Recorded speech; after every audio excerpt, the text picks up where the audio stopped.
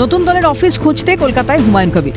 নতুন যে দল আসবে তার জন্য বুধবার চ্যাটার্জি ইন্টারন্যাশনালে রাজ্য কার্যালয়ের অফিস দেখতে যান ভরতপুরের বিধায়ক হুমায়ুন। 90 দলের অফিস সেক্টর 5 এবং পার্ক সার্কাস 7 পয়েন্টে। এদিন সিএনএর মুখোমুখি হয়ে হুমায়ুন বলেন, মুখ্যমন্ত্রী স্নেহধন্য হয়ে বিধায়ক হয়েছিলেন, কিন্তু তিনি রাজ্য, জেলা, ব্লক নেতাদের মদতে তার সঙ্গে দুর্ব্যবহার করেছেন তার যোগ্য জবাব দিতে এবং তাদের উৎখাত করতে দল গঠন করবেন। ডিসেম্বরের মধ্যেই বিধায়ক পদ ত্যাগ করবেন বলে স্পষ্ট জানিয়েছেন তিনি। আগামী ভোটে মমতা বন্দ্যোপাধ্যায়ের বিরুদ্ধেও, ভবানীপুর এবং শুভেন্দু অধিকারীর বিরুদ্ধেও তিনি প্রার্থী দেবেন বলে জানিয়েছেন। সামনেই আসন্ন নির্বাচন, আর তার আগেই উত্তপ্ত বঙ্গ রাজনীতি, আর বর্তমানে বঙ্গ রাজনীতির উত্তাপের কেন্দ্রবিন্দু হুমায়ুন কবির। হুমায়ুনদা, এর আগে আপনি একাধিক দলে ছিলেন, এবার আপনি নিজের একটি দলের সূত্রপাত করতে চাইছেন, থিতু হতে চাইছেন নিজের দল তৈরি করে।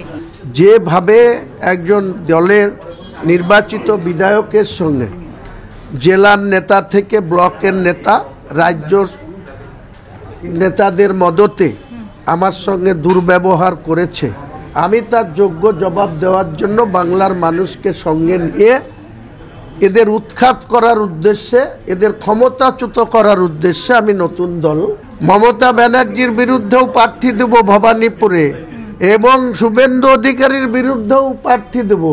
আমি যে তৃণমূলেরও বিরুদ্ধে, বিজেপিকেও ক্ষমতায় আসতে না দেওয়ার বিরুদ্ধে, তার প্রমাণ দুজন টপ লিডারের বিরুদ্ধে আমার ক্যান্ডিডেট দিয়েই প্রমাণ দেব।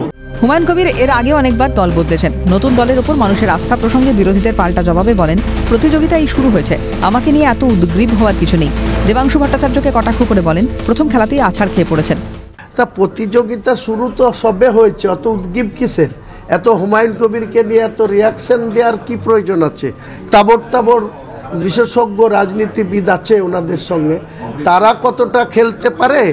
খেলা হবে স্লোগান একজন দেয়, তার নাম দেবাংশু। প্রথম খেলাতেই তো আচার খেয়ে পড়েছে অভিজিৎ বাবুর। আমারও অধিকার আছে, খেলা হওয়ার সঙ্গে খেলা হবে, তখন বোঝা যাবে। কি এমএলএ পদটা ত্যাগ করবেন? করে দেবো। কবে করবেন? ডিসেম্বরের মধ্যেই করে দেবো। হুমায়ুনের পাল্টা জবাব দিয়েছেন কুণাল ঘোষ। ভোটের ফলাফলের আগে যা ইচ্ছে বলতে পারেন, ভোটের ফলাফলের পরই দেখা যাবে মানুষ মুখ্যমন্ত্রীর ওপর ভরসা রেখেছেন। একসময় বাবরি মসজিদ ভাঙার দলের লোক ছিলেন, আর এখন বাবরি মসজিদের কথা মনে পড়েছে, ফলে পর্দার পেছনে অন্য কোনো খেলা রয়েছে। কটাক্ষ কুণালের।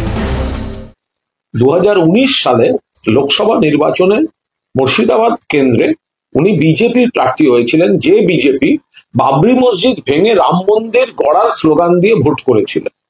তো সুতরাং তখন বাবরি মসজিদ ভাঙার দলের প্রার্থী ছিলেন হুমায়ুন কবির, আবার তাঁর এখন বাবরি মসজিদ মনে পড়েছে। এর থেকেই মানুষ বুঝে যাবেন যে পর্দার পেছনে অন্য কোনো খেলা থাকছে। ফলে মানুষ সেটা দেখছেন, চিন্তা করবেন এবং বিজেপিকে রুখতে একটা শক্তিকেই ভোট দেবেন, তার নাম মমতা ব্যানার্জি। আগামী 22 তারিখ দলের নাম বৃত্তান্ত জানা যাবে।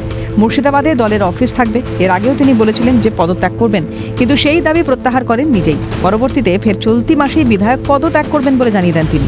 সত্যি কি ইস্তফা দেবেন হুমায়ুন, নাকি আবার মত বদল হবে তার? যদিও সব মিলিয়ে ঘাসফুল শিবিরে কোন্দলের প্রভাব কতখানি ভোট ব্যাংকে পড়ে, এখন সেটাই দেখার। ক্যামেরায় গোপালের সঙ্গে রেশমি রিপোর্ট, ক্যালকাটা নিউজ, কলকাতা।